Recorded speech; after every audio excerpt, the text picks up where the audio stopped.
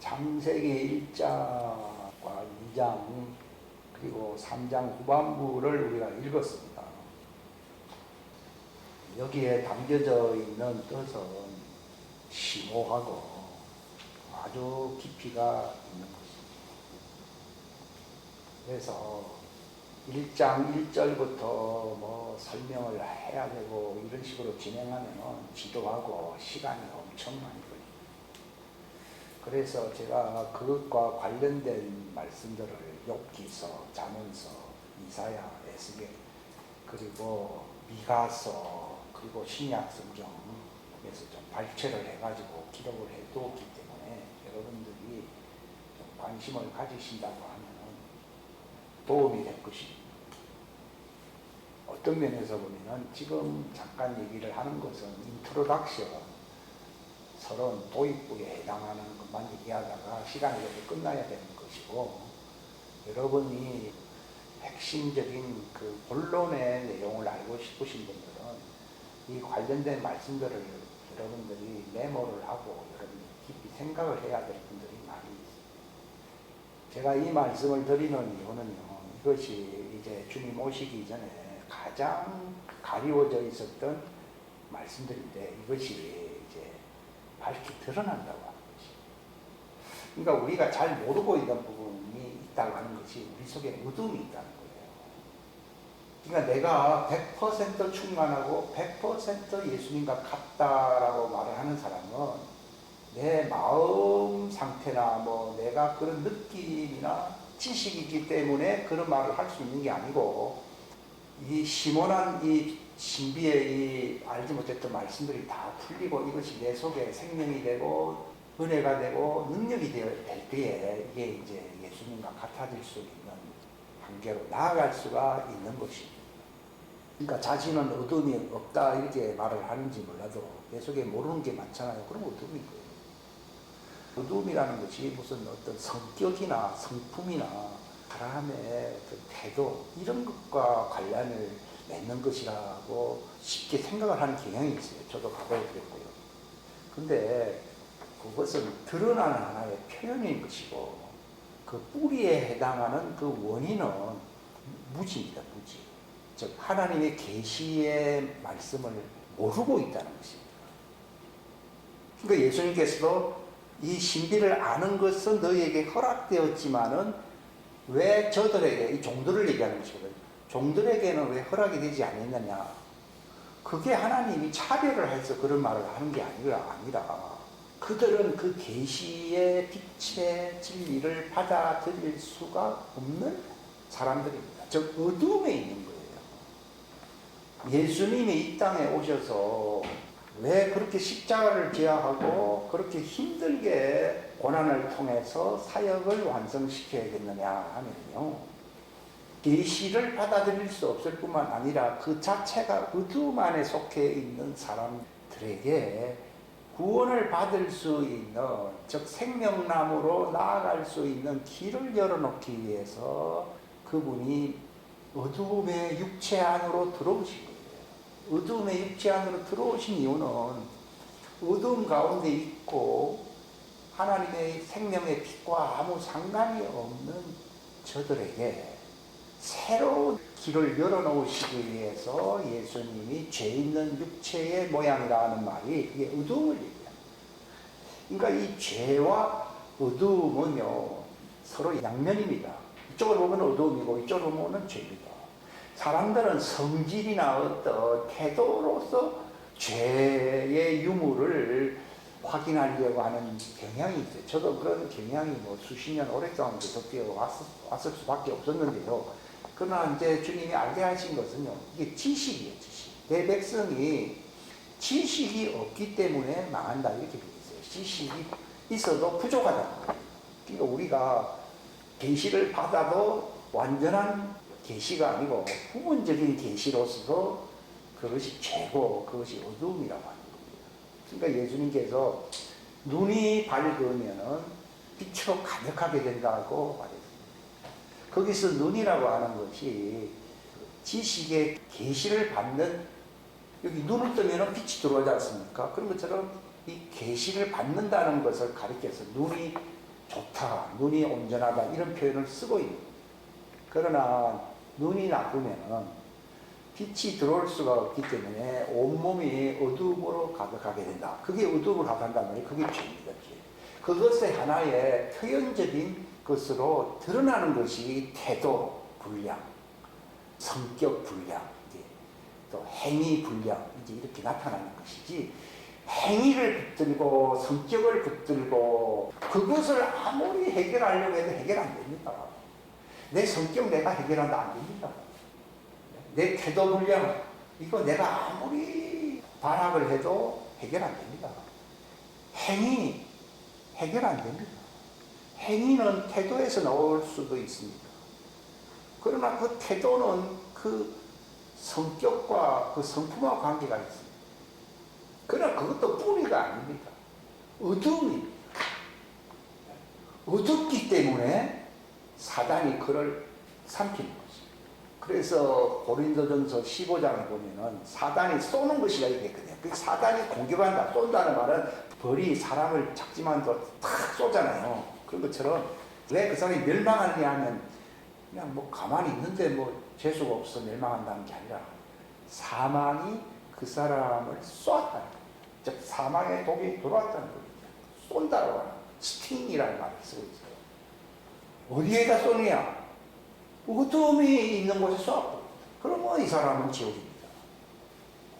그 말은 어둠이 죄거든요. 어둠이라는 말은 계시가 없다 이 말이에요. 모른다는 겁니다. 내 백성이 계시가 없고 지식이 없기 때문에 망한다 이렇게 있거든요.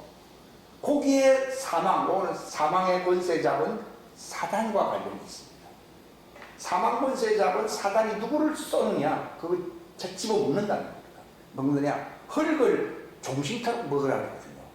흙은 계시를 받을 수가 없어요. 그러니까 육에 속한 사람은 어둡습니다. 아담은 땅에서 났고 흙에서 지어졌잖아요. 그러니까 어둡거든요.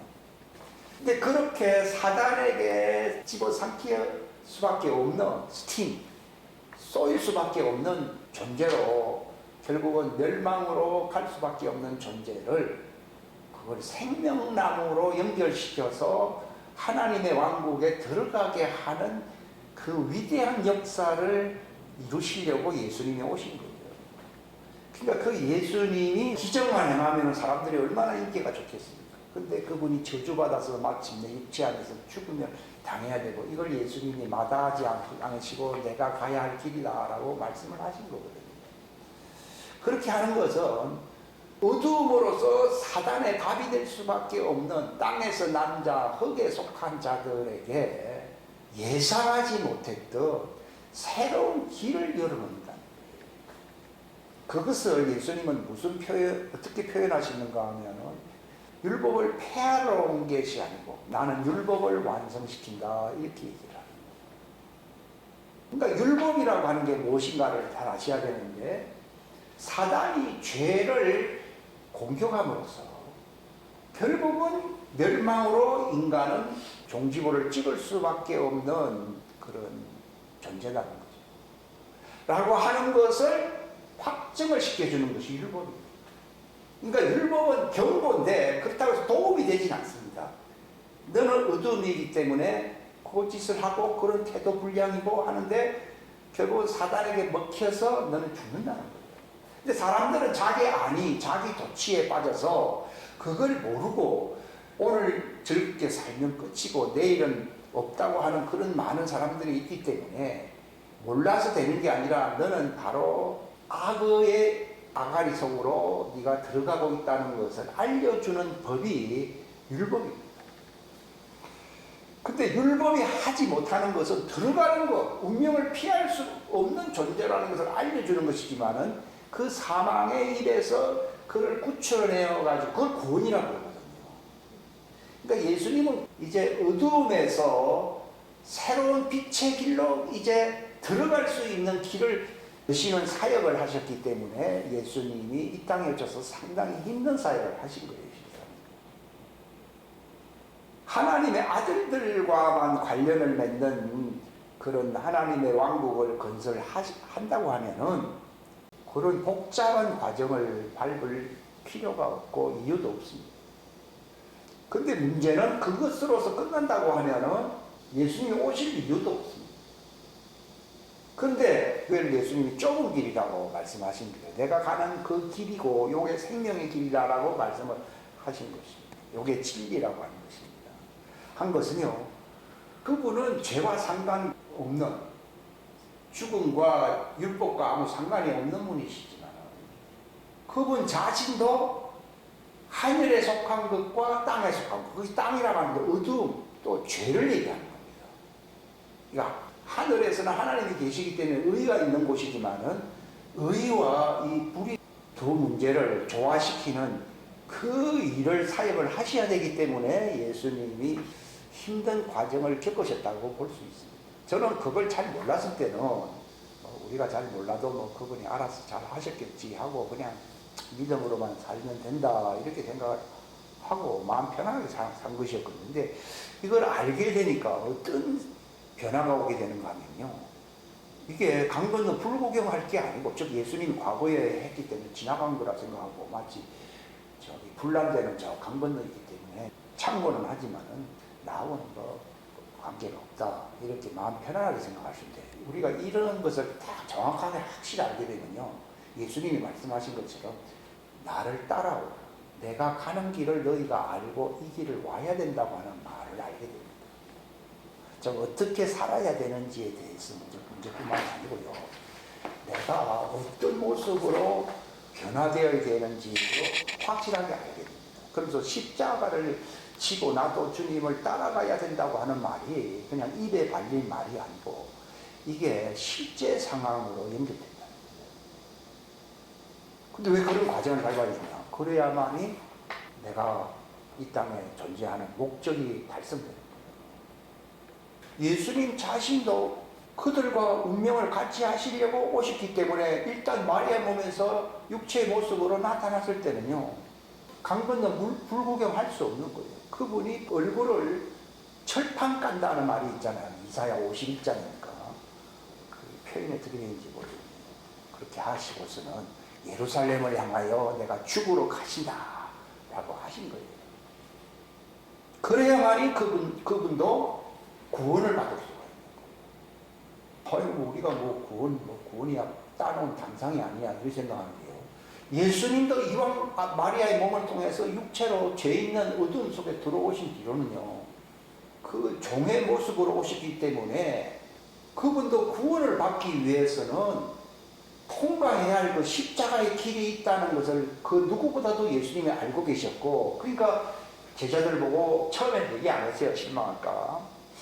그래서 그분의 사역이 이제 후반기로 접어들면서부터는 그분이 예루살렘에 가셔서 핍박을 받고 십자가에 달려 비참하게 죽을 것이다. 그러나 사흘 만에 살아날 것이다. 라고 말씀을 하기 시작했다. 마태복음 16장, 1장부터 있는데 16장에 가서야 비로소 처음 말씀하신 것이거든요. 그 말을 베드로가 들었을 때에 깜짝 놀란 거예요. 우리는 예수님을 따라서 지금은 고생하지만은 이제 언젠가는 예수님이 예루살렘으로 들어간다고 하시니까 그분이 이제 교권을 완전히 쥐시고 심판권을 휘두르시고, 그래서 뭔가 자기들도 한 자리 차지하고 뭔가 이스라엘을 회복시키려고, 그러니까 사도행전 1장에 보면 제자들이 주님께 묻기를 그때도 회복을 못했는데 이제는 부활하시기 때문에 이제 회복할 때입니까 하니까, 때와 기한은 아버지의 손에 있고 너희는 나처럼 예수님의 아버지의 증인이라고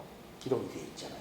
그런 것처럼 너희는 나의 증인이 되어야 될 것이다. 그래야 그 끝이 오게 될 것이고 그때가 이스라엘이 구원받는 회복되는 때가 오게 된다는 것을 예수님이 말씀을 하신 거예요. 예수님의 그 십자가의 그 과정을 통해서 이스라엘이 완전히 회복된다고 하면은 좋겠습니다만 그건 우리 생각이고요. 그 당대 제자들의 생각이었고요. 예수님이 부활하시기 전에는 예수님 그리하지 마옵소. 그렇게 되면 안 됩니다. 우리가 지금 뭐 때문에 예수님을 따라다니는 겁니까? 자기들 동기가 있다는 것이죠. 그런데 예수님이 사탄하는 겁니다. 나도 내 동기 따라하는 게 아니라 아버지 뜻을 따라가는데 너희는 하늘에서 난 것을 뜻을 좋아하지 아니하고 너희 인간의 뜻을 좋아한다는 겁니다. 그게 사단입니다. 그러니까 예수님이 그 길로 간 것은 막 고생 이제 뭐 피할 수가 없다 이 말이 아니라 그분이 구원을 받기 위해서는 이제는 십자가에 달려서 죽고 부활하는 길이 구원이라는 거예요. 많은 사람들이 편안하게 살다가 천당 가면은 구원받았다라고 생각을 하지만 그러나 실상은 아브라함 품에 들어갔다 할지라도 그들이 땅으로 나와서 다시 씻김을 받고 다시 생명의 호흡을 받아서 부활해야만이 하나님의 왕국에 들어갑니다. 그러니까 많은 사람들이 구원이라는 말을 쉽게 사용하는데 예수님도 자기를 죽음에서 능히 구원하실 분에게 이렇게 구원이라는 말을 쓰거든요. 분에게 심한 통곡과 눈물과 간구를 올리셨고 그분이 경외하심을 인하여 하나님이 그 기도를 들으셨다. 이렇게 기록이 히브리서 5장에 기록이 되어 있지 않습니까? 예수님도 죽음에서 자기를 구원해야 할 분에게 그렇게 자기의 순종과 믿음을 통해서 아버지께서 그를 죽은 자 가운데서 일으키신 것이거든요. 마찬가지로 예수님의 후예라고 하는 자들도 예수님과 같은 과정을 밟지 않고서는 결단코 부활로서 영광을 얻는 구원을 얻을 수가 없습니다. 그때 부활을 하기 위해서는요, 점과 흠이 이게 없어야 돼요. 문제는 뭡니까? 우리의 속사람이 성경에 보면 완전하라. 점과 흠도 티도 없다. 육체는 어차피 죽을 흙으로 돌아가는 것이기 때문에 흠이 많나요? 실제로 흠이 많고 병들어 죽을 수도 있는데 그거는 일종의 일회용입니다. 디스펜서라는 일회용이에요. 그러나 예수님의 말씀을 받게 되면 왜 예수님이 말씀을 하십니까? 예수님께서도 아버지의 말씀을 자신도 지킨다고 그랬거든요. 지킴으로써 나도 죽음을 맛보지 않는다라고 하는 것은 골로새서 3장 10절에 기록된 것처럼 자기를 창조하신 분의 형상을 따라서 완전하게 새로 지음을 받은 자라 이렇게 되어 있어요. 그러니까 율법이라고 하는 것은 바로 옛사람, 어둠에 속한 사람, 곧 마귀에게 먹힐 수 있는 죄의 사람. 이것은 율법에게 지적을 받고 경고를 받을 수밖에 없기 때문에 그게 이제 경고를 받는가와 안 받는 건 차이가 있죠. 준비를 할 수가 있고 없고니까요. 아무튼 율법 아래 있는 자들에게 적용되는 그 법이 바로 사망의 법, 죄의 법. 그래서 죄와 사망의 법, 이거를 선악과 또 율법 이렇게 보는 거예요. 그러니까 아담이 보세요. 이게 참 이게요. 과거에 부분적으로 가르쳤고 부분적으로는 맞는 말을 했는지 모르지만 전체적으로 바른 지식을 전체적인 그러니까 지식이 부족하다. 지식이 부족하면은 어떤 결과가 오느냐? 부활을 못한다. 부활을 못해요. 그 바울도 너희들에게는 완전한 자들에게 내가 완전한 지식을 전한다라고 바울이 그런 말을 많이 하고요. 너희들은 나를 따라오기를 바라고 완전하게 되기를 바란다 하는 말이요. 과거에는 뭐 그런가 보다 이렇게만 생각하는 거죠. 네. 닭이 알을 낳았지만요. 그게 유정란으로서 그 씨가 들어가 있어야 되고요. 그게 결격 사유가 하나 조금이라도 있으면요. 병아리가 되지 못하고 유산돼버려요. 유산. 그러니까 제가 말씀을 드리는 건 부활체로서 예수님 오실 때 휴고되지 못하고 유산되는 걸 막기 위해서 제가 이 메시지를 전하는 거예요. 그러니까 점도 없이 흠도 없이 완전함으로 평강 가운데서 나타나야 된다 하는 말이요. 그게 뭐 그냥 감상하듯이 뭐 그럴 수도 있겠지 이렇게 들을 게 아니고 십자가를 져야 되는 거죠. 할례란 말이야. 할례. 그러니까 예수님이 땅에서 십자가를 지시고 고난을 받으신 것이요. 사람들 편에서 인간적으로 생각을 하면 참 불행한 일처럼 생각을 할 수가 있는데요. 예수님에게는 그런 게 아니에요. 이게 완전함이에요. 그분이 부활하시는데 결격 사유가 조금이라도 없는 완전함으로써 완전한 할례가 이루어지게 하시려고 그분이 그렇게 근데 많은 여인들이 예수님이 그 십자가를 지고 가는 걸 구경을 하면서 눈물을 흘리고 이러니까요. 예수님이 보실 때는 그래도 내 편이 있구나. 나를 위로해 주는 자가 있구나. 이렇게 한 게 아니라 나를 위해서 울지 마. 나는 아버지께로 가기 위해서 필연적으로 갈 수밖에 없는 길을 앞에 있는 즐거움이라고 히브리서 12장에 있잖아요. 지금 내가 앞에 있는 즐거움을 위해서 가는 거야. 그러나 너희는 전혀 준비가 되어 있지 않아. 그렇기 때문에 너희 자신을 위해서 울어야지. 내가 부활에 이르기 위해서 결격 사유가 없는 완전함으로 자기를 죽음에서 능히 구원할 수 있는 그분 앞에 설 수 있는 그 즐거움을 향해서 가는데 왜 눈물 찔찔 짜고 있느냐. 그러니까 베드로도 이걸 나중에는 알았거든요. 사단이라고 책망을 얻었던 베드로가 베드로 전서 4장에 뭐라고 말을 하고 있을까? 우리도 육체 안에서 고난을 당한 사람은 예수님처럼 죄에서 끊어진다고 되어 있죠. 그러면은 인생의 남은 때를 자기를 위해서 살지 않냐. 우리는 살면서 매일 뭐 가족 생각하고 형제 생각하고 이렇게 자기의 연민에 빠져서 다 그래 살잖아요. 그러면 구원을 못 받는 거죠. 그러면 부활이 안 돼요. 예수님이 각각 자기를 부인하라는 말은 너는 없어야 된다는 거예요. 없고 자기 십자가를 지고 나를 찐다. 네가 온 천하를 얻는다 하더라도 네 혼을 잃어버린다. 그렇게 하지 않아요. 네 혼을 잃어버린다고 하면 무엇이 유익하겠는가? 무엇을 대가로 주어가지고 네 혼을 구원시킬 수가 있겠는가? 십자가 외에는 없거든요. 근데 예수님은 그 십자가의 완성을 위해서 이제 가기 때문에 자기는 앞에 있는 즐거움, 부활의 영광의 즐거움, 창세전에 아버지와 함께 있었던 그 영광을 회복시키기 위해서 가고 있는데 베드로처럼 죽지 마십시오 하는 여인들이 그렇게 있으니까 사탄아 물러가라 말을 안 했어요. 나를 위해서 울지 말고 너와 네 집안, 자녀, 식구들 부활에 이를 만반의 준비가 전혀 되어 있지도 않는 자들을 위해서 울어야지 왜 나를 위해서 우냐. 저도 그 정도까지는 알고 있었지만요. 이것이 구체적으로 나에게 어떻게 적용이 되어야 되는지 이게 이제 할례에 과거에 이제 할례 구약시대 할례는요 하나의 외과적인 그런 하나의 모습의 표현에 불과한 것이었고요. 인간의 손으로 하지 아니하는 하나님의 손으로 행하는 집도 수술. 원래 이 아프레이션이라는 말을 골로새서 2장에 쓰고 있는데 아프레이션을 할례라고 거기 표현하고 있는데 수술이라는 뜻이거든요. 인간 손으로 집도하는 수술이 아니라 하나님의 손으로 행하는 수술.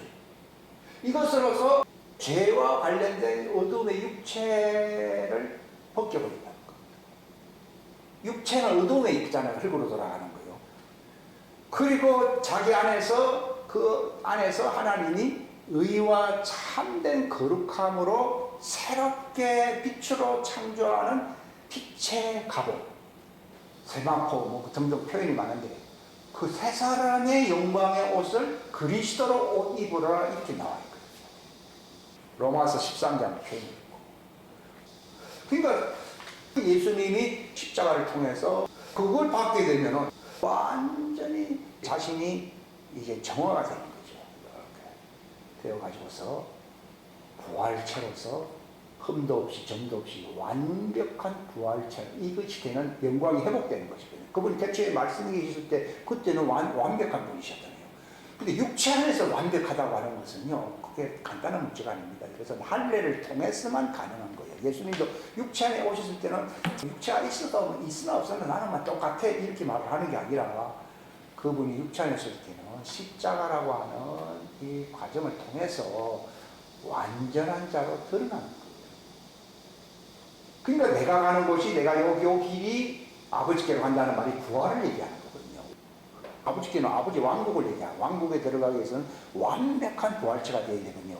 근데 내가 지금 이렇게 십자가의 과정, 여기 내가 길이라는 말은 십자가의 할례를 얘기하는 거예요. 십자가의 완벽한 하나님의 손으로 행하는 수술을 받지 않고서는 아버지께로 가는 완벽한 부활이 되지 않는다는 거예요.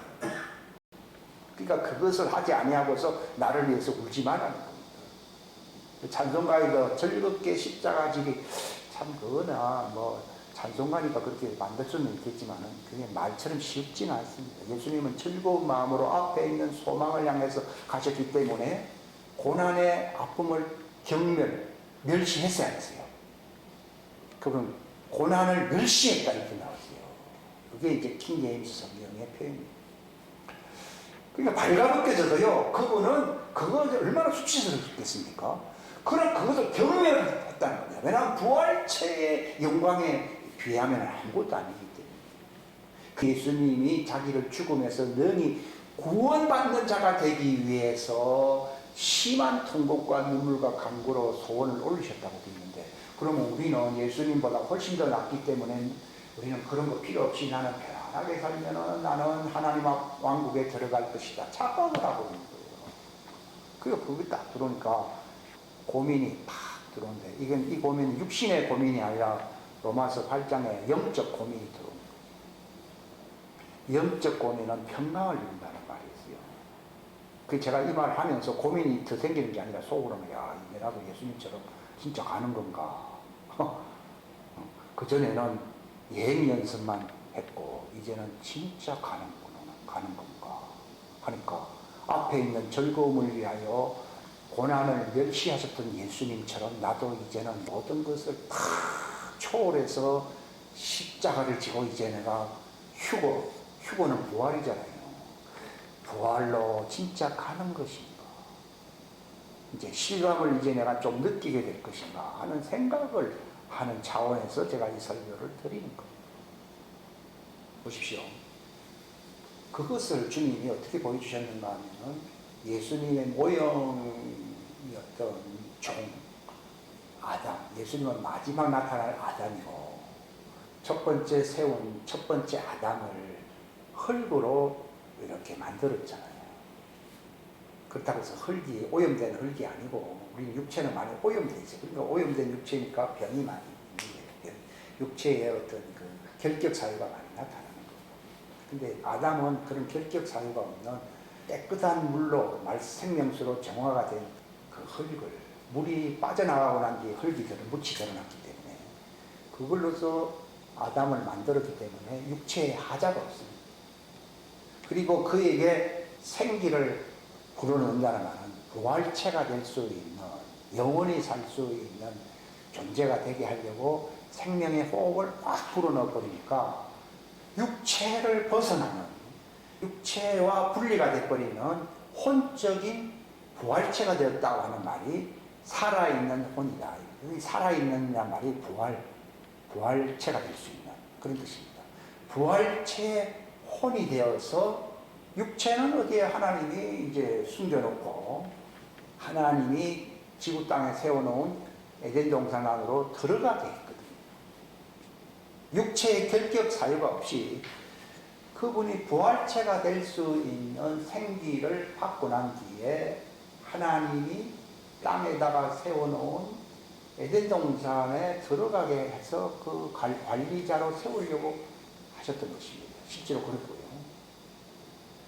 그런데 아담이 일단은 무죄 상태인데다가 육신적으로 죄가 없으니까, 육신적으로는 죄가 없잖아요. 그리고 육신에 결격 사유가 없지 않습니까? 깨끗하지 않습니까?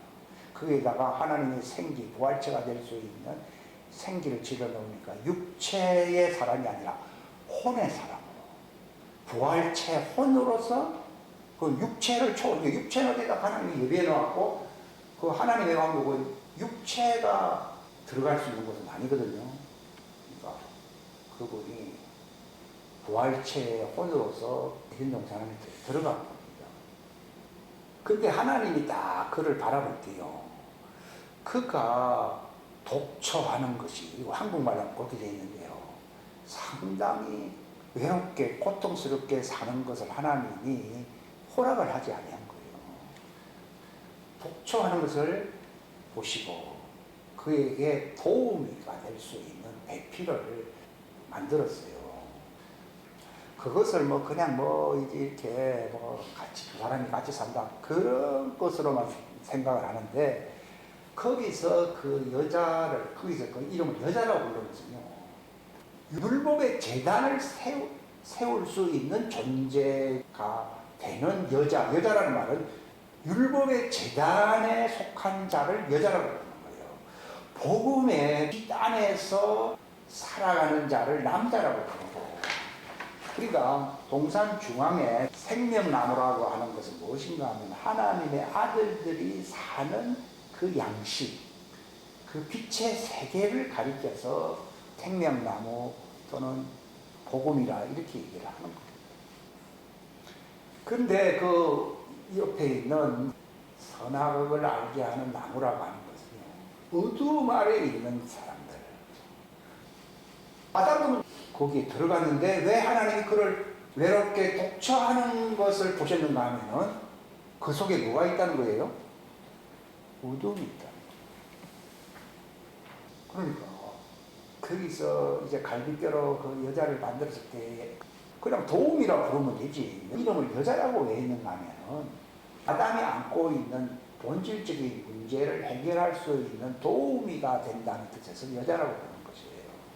그게 뭔가 하면은 하나님이 동산에 있는 모든 실과들을 네가 임의로 먹을 수 있지만은 동산 중앙에 있는 선악을 알게 하는 나무의 실과는 먹지 말라. 그것을 먹으면 네가 필연적으로 죽는다 라고 하는 말이에요. 사람들은 이게 금단의 열매이기 때문에 독약과도 같기 때문에 멸망한다 이렇게만 생각을 하는데, 실제로 하나님은 그 금단의 열매인 율법에 적용되기를 바랬던 거예요. 근데 이미 자기는 율법에 있기 전에 자기 속이 어둠인 거예요. 그래서 돕는 배필로, 이게 이제 신비의 키인데, 선악과를 먹을 수 있게 하려고 여자를 갖는 거예요. 그러니까 장차는 구원받을 수 있는 길이 열릴 수 있는, 율법에 적용될 수 있는 그런 도움을 주기 위해서 여자를 만들어 놓은 거예요. 그리고 이제 율법은 무엇의 능력입니까? 죄를 확정짓는 능력이라고 나와 있잖아요. 그러니까 내가 죄인이구나. 여자라고 하는 것은 죄인을 의미하는 거예요. 죄인. 그러나 남자는 무엇입니까? 생명나무 과실을 먹고 사는 사람들이기 때문에 죄인입니까? 의인입니까? 의인입니다. 의인. 하나님과 생명 과실로 언약이 된 사람은 어둠이 없습니다. 그러니까 보십시오. 부분적으로는 여자가 나쁜 여자다, 도움이 그냥 아담에게 불행을 끼친 여자다, 보통 다 그래 있으랍니다. 근데 하나님이 그렇게 될 걸 아시고 그런 결과가 온다면 애당초 여자를 안 만들죠. 뭐 하나 만들겠습니까? 또 그에게 뭐 하와라고 하는 산자의 음이라고 하는 말을 쓸 필요가 있겠습니까? 쓸 필요가 없는 거예요. 그러나 하나님은 너는 선악과의 체제 아래 들어가야 된다. 왜냐하면 행위계, 자범죄는 없다고 할지라도 원래 흙에서 만들어진 어둠이 어둠 아니에요. 흙과는 하나님의 언약 관계가 있어요, 없어요? 없지요. 하나님은 흙과 언약을 맺지 않습니다. 그 때문에 그 자체가 어둠이라는 것을 자기가 모르는 거예요. 그러니까 어둠이기 때문에 하나님 앞에 설 수 있도록 옷을 입고 있어야 되거든요. 하나님과 언약 관계 속에 있다는 말은 옷을 입고 있는 사람이에요. 여기 창세기를 제가 풀어드리려고 하는 거예요. 그러니까 이 아담이 자기가 벌거벗었다는 말은 하나님 앞에서 구원받을 수 있는 옷을 입고 있지 않다는 거. 왜 입고 있지 않았습니까? 어두우니까. 율법의 나무를 도우미를 통해서 탁 먹고 나니까 율법의 그릇이 나타나야 나타나요. 나타나니까 선악을 분별하네요. 하니까 자기가 하나님 앞에서 뭘 입고 있지 않다고요? 옷을 입고 있지 않아서 발견한 거예요. 그러니까 네가 왜 숨어 있느냐 하니까 내가 버섯선으로 숨었나니까. 그러니까 하나님이 누가 너더러 벗었냐고 알려주냐고 그랬더니 아담이 그냥 가만히 있는데 그것은 선악을 알게 한 율법을 먹게 되면 자기가 언약이 없는, 결국은 어두움 안에서 자기가 벌거벗은 줄을 모르고 살았던 죄인이었다고. 어두움이라는 죄인이라는 거예요. 죄인이었다는 것을 그때 알아서 그랬어요. 그때 알았고요. 내가 죄인임을 알았고, 그래서 죄인이기 때문에 너는 이제 네가 죄인임으로 판명이 나면 죽는 겁니다. 근데 율법이 오기 전에는 죄를 죄로 여기지 않는다라고 로마서 5장에 나와 있잖아요. 그러니까 벌거벗고 있어 어두컴컴한데 율법도 없었어요. 그러니까 그래 사는데 뭔가 하나님과의 언약 관계가 없기 때문에 자기가 독초하는 거죠. 독초한다는 말은 하나님과 하나님 앞에 즐거움이 있고 기쁨이 충만하고 평강이 충만하잖아요. 그런데 평강과 기쁨과 즐거움이 없는 거죠. 그러니까 외롭게 산다는 얘기거든요. 그 원인이 뭔가를 하나님 알려주기 위해서 직접 먹으면은 네가 멸망하기 때문에 도움인 여자를 통해서 그는 여자라는 말은 율법의 제일 아래에 있다 이 말이거든요. 통해서 먹게 해서 먹게 안 했어요. 먹게 하고 이거 딱 먹으니까 눈이 뜨인 거예요. 빛과 어두움을 분별할 수 있는 능력이 생겨서 안 됐어요. 생긴 거예요. 아, 하나님은 의로운 분이시지만 나는 죄인이구나. 하니까 의로우신 하나님 앞에 자기를 숨긴 거예요. 그러니까 누가 너더러 벗었다는 걸 알려줬냐. 하나님 다 알고 있죠. 그거는 누가 알려준 게 아니라 네가 눈을 떴다는 것입니다. 즉 율법이 적용되었고 그 목적으로 여자를 만들어 놓았고 여자를 통해서 네가 바로 죄 아래에 있는 어두운 가운데 있는 존재라는 걸 알려주었기 때문에 너는 이제 다시 육체가 있는 자연계 속으로 돌아가야 되는 거예요. 돌아가서 이제 예수님의 십자가의 희생을 통한 구속의 과정을 받아야 네가 흰옷을 입고 마침내 부활체가 되어 다시 새 예루살렘성, 지금은 에덴 동산이지만 새 예루살렘성으로 들어가게 될 것이다.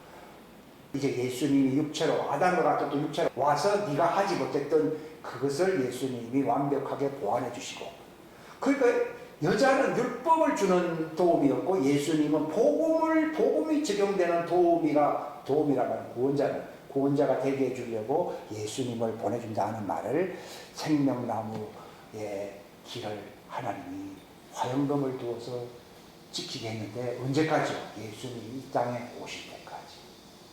요 말. 그러니까 보십시오. 여자를 도우미로 세워가지고서 그래서 자기가 먹고 남편에게도 주어서 먹게 했다는 거죠.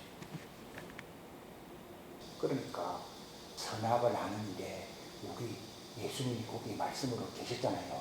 우리 중에 하나처럼 되었다 이렇게. 그 말이 아주 힘들었어요.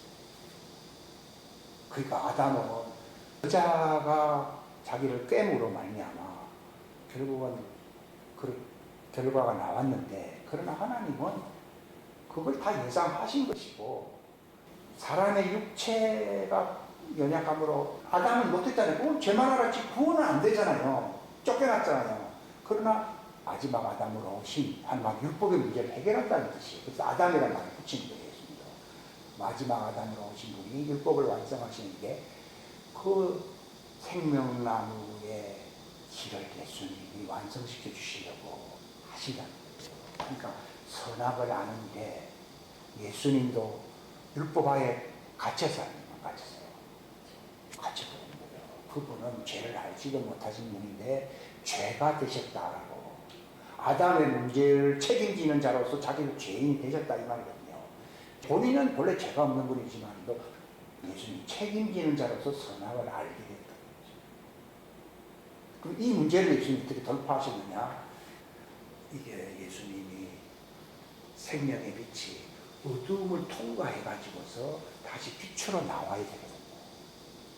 여기에 예수님의 과제인 거예요. 그런데 예수님은 아담처럼 고난 속에서 죄의 저주의 대가로 죽지만은 그것도 잠깐이고 그거 거의 터널이거든요. 이 현 세상이 터널이거든요.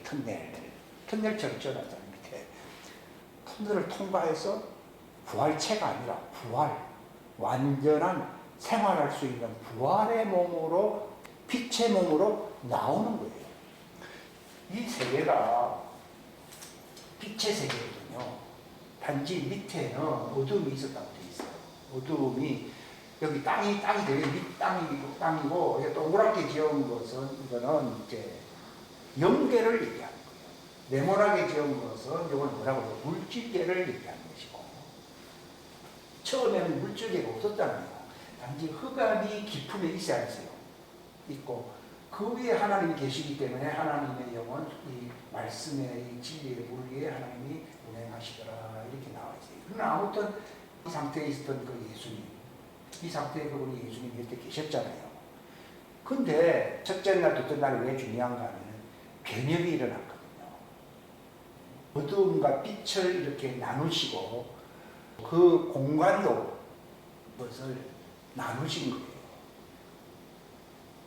빛을 어둠에서 나눴다고 나와 있고요. 그 다음에 물, 여기 위에 있는 물, 여기 물이라는 수면 위에 하나님이 운행하시더라 그랬잖아요. 이 물을 윗물과 아랫물로, 여기 아랫물이 1층, 2층, 2층, 3층인데 윗물과 아랫물로 나눠서 안 나눴어요. 나누고 중간에는 흑암이에요. 흑암이라는 말은 생명수가 없다는 뜻이거든요. 근데 여기 밑에서는 왜 생명수가 있느냐? 에덴 동산이 여기 지상에 있었잖아요. 하나님 지었잖아요. 그러면서 거기에 4개의 강이 흘러야 해요. 흐르잖아요. 그게 바로 아랫물이에요. 물론 자연계, 여기는 자연계, 근데 여기 안에도 여기 그런 표시는 안 했어요. 안 했는데 여기 에덴 동산도 동그랗게 표현해요. 연계이기 때문에 에덴 동산이 여기 있었잖아요. 이 빨갛게 표시해 놓으면 생명수가 흐른다는 거예요. 생명수가. 여기는 어두움이지만 또 에덴 동산은 4개의 강이 있잖아요. 이거는 낙동강, 압록강 이런 걸 얘기하는 게 아니라 연계의 생명수가 흘렀던 에덴 동산이거든요. 여기에 아담을 여기 두었거든요. 그러니까 윗물 빨간 거예요. 윗물과 여기 아랫물이에요. 여기 중간은 어둠이에요. 왜냐하면 나눠버렸기 때문에. 그래서 정천을 지었을 때 이걸 갖다가 궁창이라고 불렀는데, 궁창은 하나님이 기뻐하지 않는다는 말은 어둠은 기뻐해요, 기뻐 안 해요. 기뻐하지 않거든요. 근데 에덴 동산에다가 여기에 아담을 두었지만은 그 자신의 형질, 자신의 혼의 형질은 빛입니까? 어둠입니까? 어둠이에요. 육체만 물질계 흙으로 지었잖아요. 왜냐하면 땅은 혼돈하고 공허하며 기품이 있고 하면서 할 때 흙은 어둠이 어둠 아니에요. 사람들이 창세기 1장 2절을 잘 모르고 있는 거예요. 근데 이게 다 흑암이 기품에 있다. 흑암이 지배하는 영계의 흙으로 사람의 혼을 만들어서 안 만들었어요. 만드는 겁니다. 왜 사단이 어두움에 천사인가 하면은 그것도 에덴 동산의 그 땅의 흙으로 만들어서 안 만들었어요. 만드는 거죠. 그러니까 천사도 여기서 만든 거예요. 어떤 사람 들어도 창세기에 다른 건 있는데 천사를 만들었다는 얘기는 왜 없는가? 2장에 보면 에덴 동산 안에서 하나님이 흙으로 각양 짐승과 들짐승과 새를 만들었다는 말이 있어야 했어요. 그게 천사를 만들어요. 천사는 영적인 존재입니까? 물질적인 존재입니까? 영적인 존재잖아요. 그러니까 영의 세계 속에서 만들었다는 말이죠. 예? 그러나 아담은 영계의 흙에서 만들었습니까? 물이 다 빠지고 난 뒤에 땅에 있는 물질계 흙에서 만들었습니까? 물질계 흙 여기서 만들었잖아요. 여기서 만들었다가 육체는 벗고서 여기 들어온 거거든요. 들어왔는데 가만 보니까 하나님이 여기 있는 흙 가지고서 천사를 만들었다. 이게 다 해결됐거든요. 그러니까 천사를 먼저 만들었어요? 아담을 먼저 만들었어요? 아담을 먼저 만들었어요. 근데 오늘날 신학은 천사가 먼저 지었다 했어요? 아담이 먼저 지었다 했어요? 천사. 그래서 아담이 천사의 이름을 붙여준 것이지, 그게 무슨 짐승이라 그러니까, 짐승은 여섯째 날 다 만들었잖아요. 그치? 여섯째 날 만들었죠, 짐승은. 근데 에덴 동산 생활을 오래 하다가 하나님이 거기서 만들어서 안 만들었어요. 만들었잖아요. 에덴 동산에서 같이 살게 하려고 그걸 만들어 놓은 거예요. 그러니까 아담이 천사들의 이름을 붙여준 거예요. 무슨 여섯째 날 만들었다. 너는 양이다, 너는 돼지다, 이런 이름을 붙인 게 아니고 천사들의 이름을 붙였다. 그렇기 때문에 처음에는 아담이 천사들과 어깨를 같이 했다, 같이 한 존재거든요. 그런데 사단, 거기서 나온 사단에게 졌어야 했어요. 성경에는 진 자는 이긴 자의 종이 된다고 했잖아요. 아담이 먼저 태어나게 되면 아담이 이름을 붙여줬는데 아담이 천사를 지배하게 되는데 천사가 아담을 이겼잖아요. 그래서 아담이 누구의 종이 된 거예요? 천사의 종이 되기 때문에 여자들이 머리에다가 수건을 쓴다면 나는 천사 아래에 있다고 하는 표를 이렇게 가지고 그전에는 이게 필요 없었다는 내용이에요. 천사의 이름을 붙였어요. 놀라운 일이 아니에요. 그러니까 여기서 쫓겨났잖아요. 왜 쫓겨났는가 하면 하나님의 마음은 내가 너희들을 사랑하고 너희들을 내 왕국에 들어가게 하는 것이 나의 기쁨이고 소망이라는 걸 알려주려고 아담이 자격이 없음에도 불구하고 깨끗한 흙으로서 이렇게 하고서 무죄 상태로 집어넣었어요. 집어넣었지만은도 빛의 세계인 에덴 안에서 적응하기가 어려워하더라고요. 어려우니까 독처에 빠진 거죠.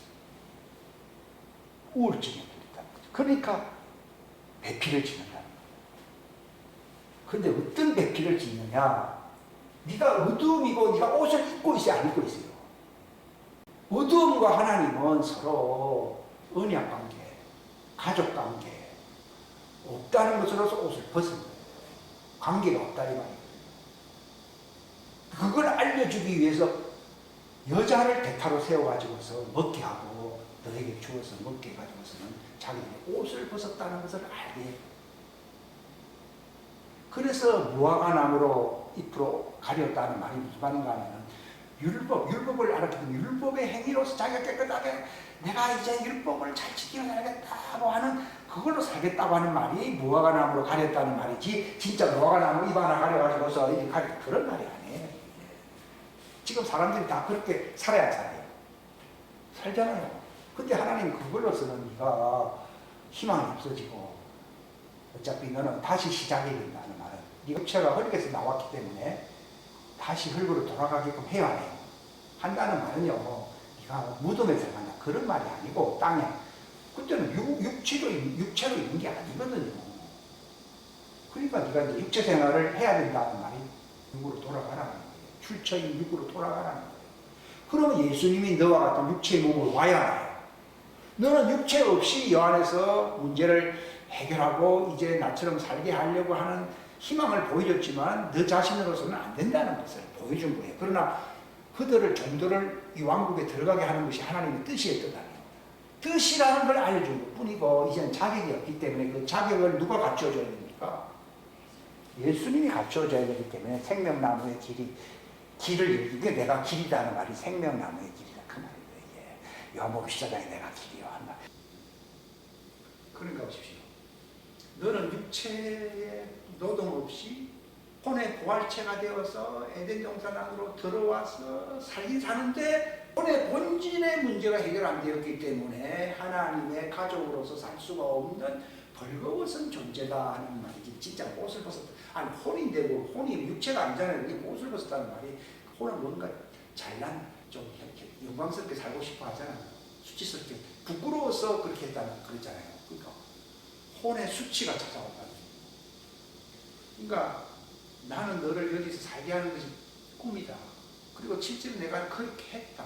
그런 것을 하나님 알려준 거예요. 종도를 구원하는 것은 진리입니까? 거짓말입니까? 진리이기 때문에 하나님이 처음 사람을 아담을 만들어서 들어가게 하는 거예요. 그러나 왜 드러났다고 내쫓았습니까? 어두움이 거기에 상종할 수 있습니까? 없거든요. 그러니까 그 문제가 해결되기 전까지 어두움의 문제가 해결되기 전까지는 바깥에서 살고 있어라. 그 대신 너는 보호막이 필요해요. 보호막이 필요하니까 짐승의 가죽을 입혀서 살고 있어요. 짐승의 가죽을 잘 입히니까 남자는 구원의 편을 가지고서 육체 생활로 돌아가게 되고 여자는 자기 사명을 감당했잖아요. 사명 감당했기 때문에 그 여자에게 짐승의 옷을 입혔을 때는 하나님의 아들로서 육체 안에서 살아라 해가지고 산자의 의미로 나간 거예요.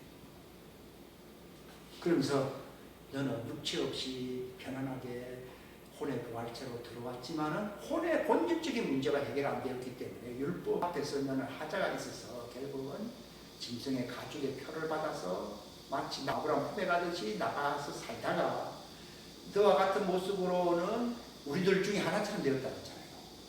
선악을 하는 일이에요. 그러니까 예수님이 종처럼 그분 율법하에 오신다는 것을 선악을 아는데 우리 중에 하나가 되었다 하는 그 말. 그 실제로 그분이 마리아의 몸에서 태어났을 때는 육체로 나타나신 것이고 율법하에 오셨다라고 하잖아요. 그래서 율법하에 오셨다는 것은 선악을 율법하에서 알게 돼서 불렀어요. 알게 되었잖아요. 그러나 그분이 본래는 선악을 아는 율법하에 있는 분이 아니라 이 생명나무이신 분이 무화과나무의 모양으로 오신 것이거든요. 이것은 무화과나무 아래서 살고 있는 아담의 문제를 해결해 주려고 합니다. 어떻게 돌파했느냐? 그게 이제 복음입니다. 그게 복음입니다. 아담이 안고 있는 혼의 문제는 그것은 율법의 저주 아래 있는 것이고 결국 멸망이거든요. 그래서 저주를 예수님이 십자가상에서 다 받아버림으로써 아담이 안고 있는 이 혼이 정화될 수 있는 길을 열어놓았다는 거예요. 예수님 자신의 문제를 해결하기 위한 문을 연 게 아니라는 거죠.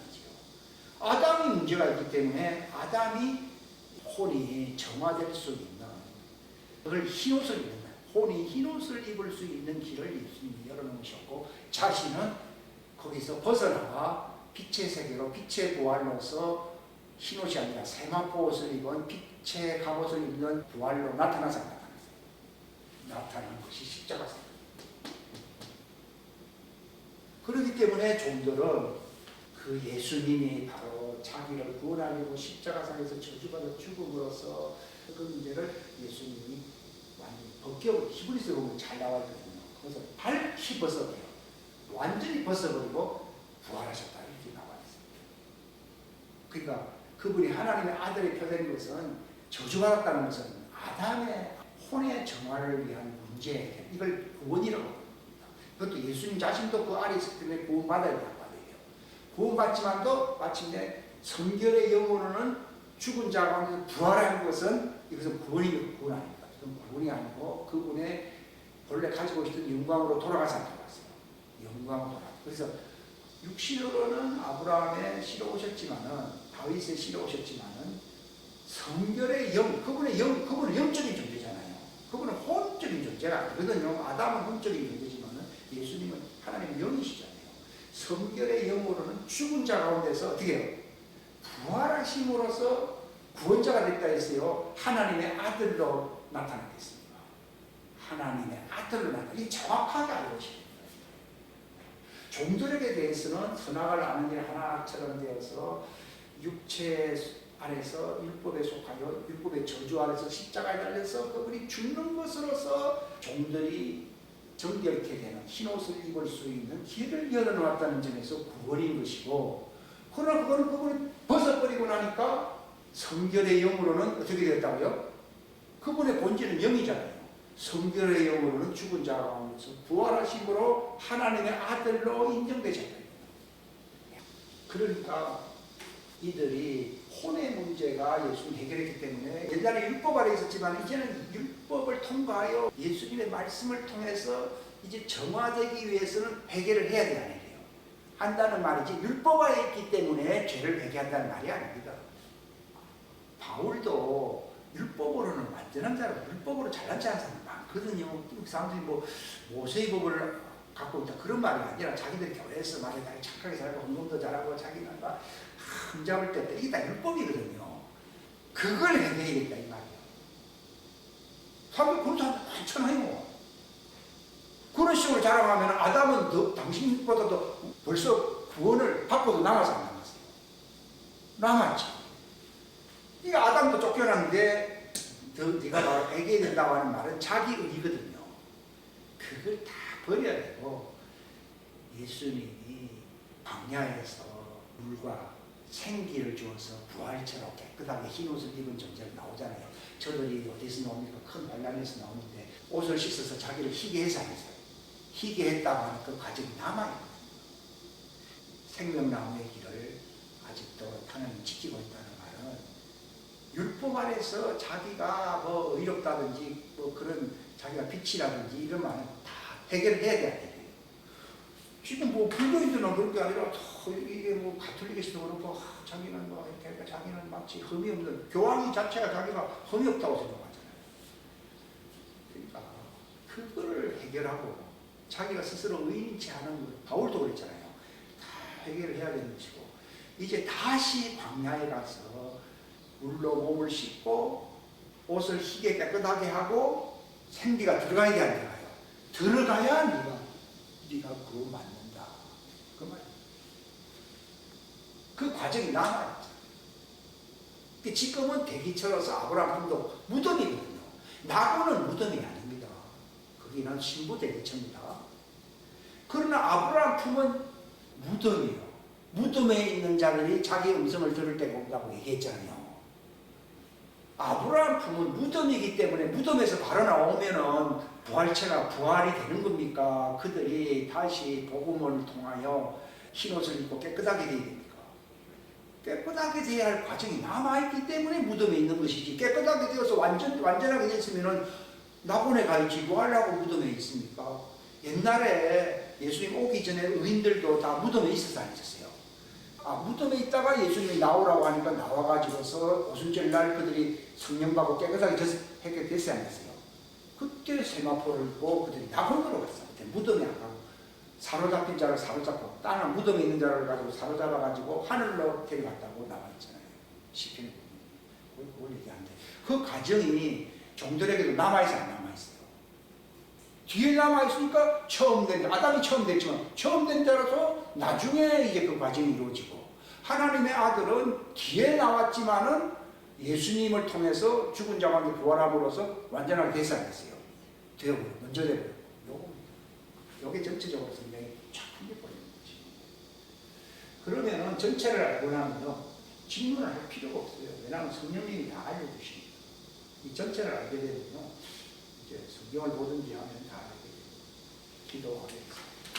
하나님 아버지 감사합니다. 두서없이 혹 얘기한 것이라 할지라도 주님께서 계시로 빛으로 알게 하신 이 창세기 이 에덴 동산의 신비를 시간으로 열어주신 것만큼만 제가 이 말씀을 했습니다. 하나님 이 말씀이 우리의 삶에 적용이 되게 하셔서 빛 가운데로 이제 우리가 살 수 있는 넉넉한 길이 열렸사오니 어두운 가운데서 방황하지 않게 해주시고 종들도 이제 하나님의 아들이 나타남으로 속박에서 해방되어 영광의 자유에 이르기를 원한다고 했는데 하나님의 아들들이 이 영광을 누리지 못한다고 하면 얼마나 안타까운 일입니까? 종들을 구원할 수 없을 뿐만 아니라 우리 그 자신도 구원받을 수가 없습니다. 예수님께서도 흑암 속에 들어오셨을 때에 종들의 문제를 해결하려고 회피하지 아니하시고 정면 돌파하신 예수님 감사합니다. 육체의 휘장을 통해서 이제 그들에게 새로운 길을 열어놓으시려고 오신 예수님. 아담에게는 일부를 보여주셨지만 그러나 완전한 것을 알게 하지 아니하신 예수님. 이제 예수님의 복음을 통하여 그들이 산자로서 흰옷을 입고 나올 수 있는 부활의 길을 다시 열어놓으셨습니다. 창세기에서는 생기를 불어넣음으로 들어간 것이었지만 이제 마지막 때에는 깨끗하게 흰옷을 입고 이제 그들이 부활하여 들어갈 완벽한 영광의 날을 고대하고 있습니다. 하나님 우리가 이 모든 사연들을 진리의 말씀을 통해서 알 수 있도록 진리를 알지니 자유케 되리라고 한 것처럼 자유 얻는 완전한 자들이 되게 하여 주옵소서. 함께 하여 주시기를 바라옵고 예수님의 이름으로 기도하옵나이다.